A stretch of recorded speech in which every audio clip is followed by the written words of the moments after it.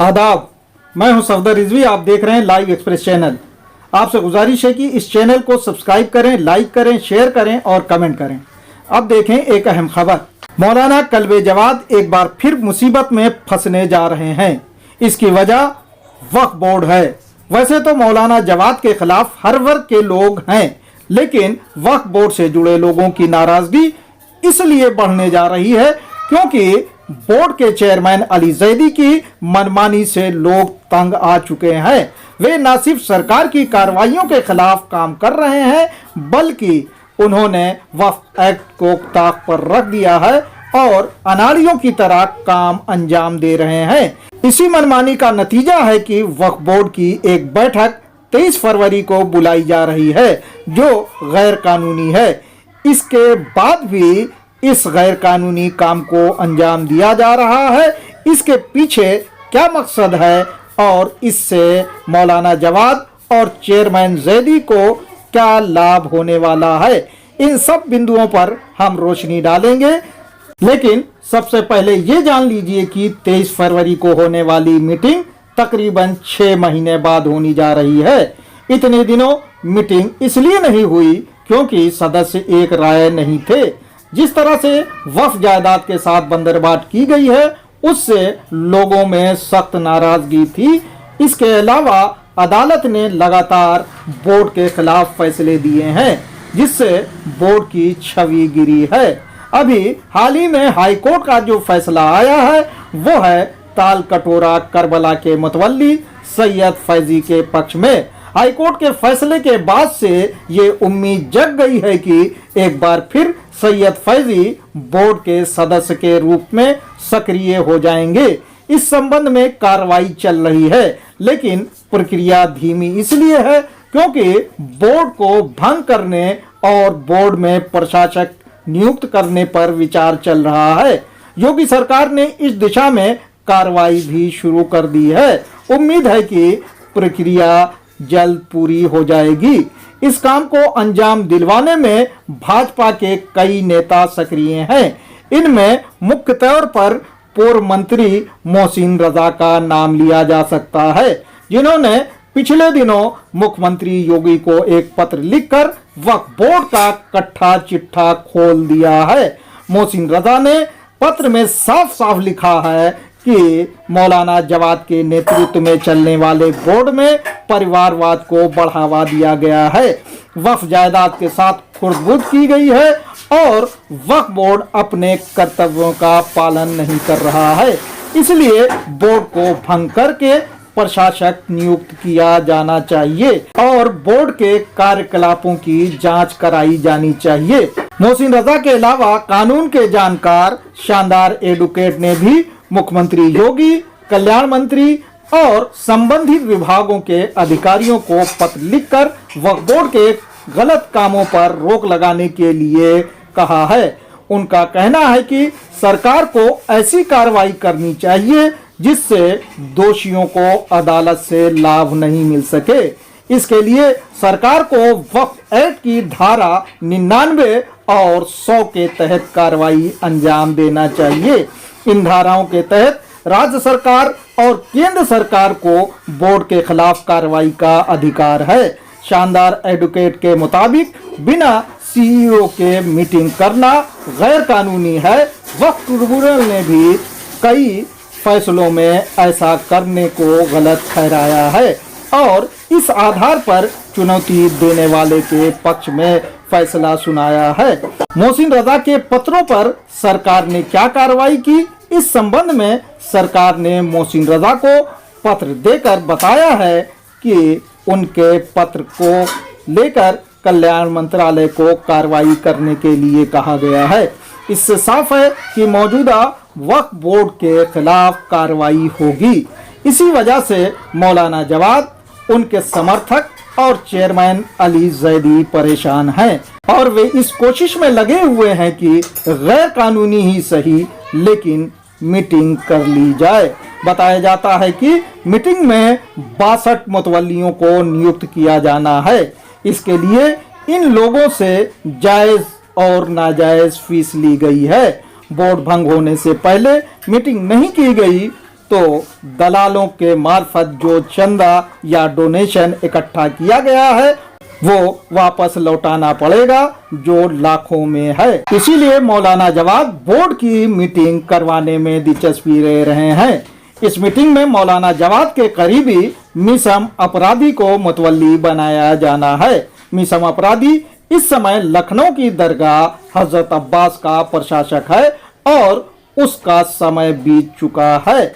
इसके बावजूद उसे प्रशासक बनाए रखा गया है और उसकी मनमानी पर कोई कार्रवाई नहीं की गई। उसकी मनमानी के कारण ही दरगाह से जुड़े लोग उसके खिलाफ हैं, क्योंकि उसने न सिर्फ दरगाह में अवैध निर्माण करवाया है बल्कि दुकानों को अपने रिश्तेदारों को दिया है, जिससे दरगाह को लाखों रुपए का नुकसान हुआ है। इतना ही नहीं, दरगाह के सोना और चांदी का भी गलत इस्तेमाल किया गया है। लोगों का कहना है कि उसकी और मौलाना की नज़र दरगाह की 1 करोड़ की एफडी पर है।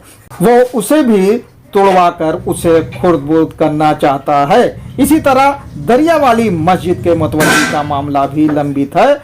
वहाँ भी ठीक ढंग से काम नहीं हो रहा है। इस वक्त के सामान खराब किए जा रहे हैं और बेचे जा रहे हैं। इससे पहले यहाँ के गल्लों का ताला तोड़ा गया था और उसमें से लाखों रुपए चोरी हुए थे। यहाँ भी मौलाना जवाद का कब्जा है। अब जान लीजिए कि 23 फरवरी को होने वाली बैठक क्यों विवादित है और उसमें सदस्यों का क्या रुख रहेगा। बताया जाता है कि एक सदस्य मौलाना रजा हुसैन विदेश में हैं। दूसरे सदस्य जरियाब एडुकेट ने बैठक में आने से असमर्थता जताई है। तीसरी सदस्य डॉक्टर नूरुस बोर्ड के अध्यक्ष के व्यवहार से सख्त नाराज हैं, क्योंकि चेयरमैन अली जैदी की गैर कानूनी कार्रवाइयों का खामियाजा उन्हें भुगतना पड़ा है।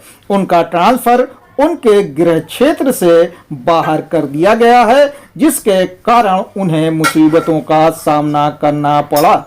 इसके अलावा उनके सर पर अभी भी तलवार लटक रही है, क्योंकि चेयरमैन जैदी ने ऑनलाइन मीटिंग का जो ड्रामा रचा था, ट्रिब्यूनल ने उसे वक्फ एक्ट के अनुसार नहीं माना, यानी उसे गैर कानूनी ठहराया। ये मामला अभी भी अदालत में लंबित है और डॉक्टर नूरुस के खिलाफ कोई जांच या कोई कार्रवाई का आदेश कभी भी हो सकता है। इसलिए बताया जाता है कि डॉक्टर नूरुस अब बोर्ड की कार्रवाइयों में दिलचस्पी नहीं ले रही हैं। अब बचे 2 सदस्य, एक नूर बानो और दूसरे शबाहत हुसैन।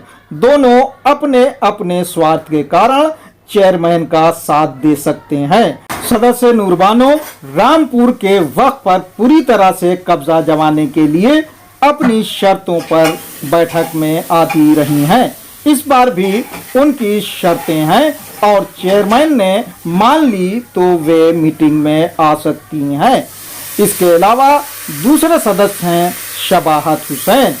वे अपने गांव के एक वक्त शाह विलायत को लेकर फंसे हुए हैं, क्योंकि हल्लौर के वक्त शाह विलायत में उन्होंने खुर्द-बुर्द करवाया है। ये वक्त अलल औलाद था, जिसे उन्होंने अपने प्रभाव का इस्तेमाल कर वक्त अलल खैर में तब्दील करवा दिया।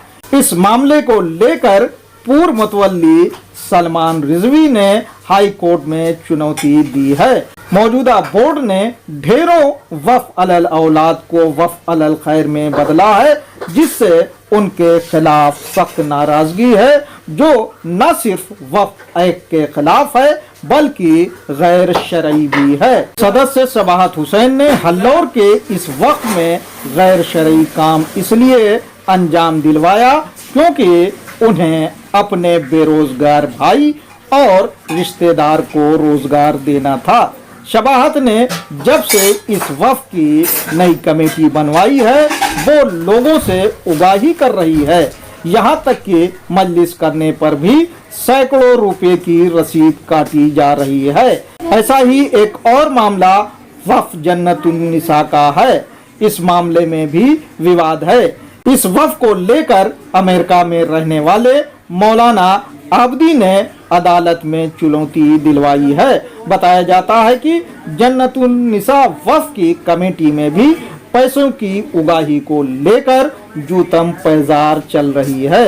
अली जैदी ने अपने स्वार्थ के कारण एक ऐसे नाअहल को मुतवल्ली बना दिया जो वहां के इंतजाम संभालने के लायक नहीं है। चेयरमैन अली जैदी ने एक नहीं ढेरों मनमानी की है। ऊंचाहार के एक वक्त में भी उन्होंने अपने रिश्तेदारों की पत्नियों को गैर कानूनी ढंग से मुतवल्ली बनवाया है, जिसके खिलाफ वक्फ मामलों के अल्लामा ज़मीर नकवी आवाज उठाते रहे हैं। ज़मीर नकवी ने भी मुख्यमंत्री को पत्र लिखकर वक्फ बोर्ड भंग करने और दोषियों के खिलाफ सख्त कार्रवाई की मांग की है। बहरहाल बोर्ड से जुड़े लोग इस फिराक में लगे हैं कि वे भागते भूत की लंगोटी ही सही उतार लें, वरना बोर्ड के भंग हो जाने के बाद उन्हें हाथ मलना पड़ेगा। योगी सरकार को चाहिए कि वे वक्फ जायदाद को बर्बाद करने वालों के खिलाफ जांच करवाएं और दोषियों के खिलाफ सख्त कार्रवाई करें, भले ही वो कितने बड़े से बड़ा मौलाना ही क्यों ना हो। आपसे गुजारिश है कि इस चैनल को सब्सक्राइब करें, लाइक करें, शेयर करें और कमेंट करें।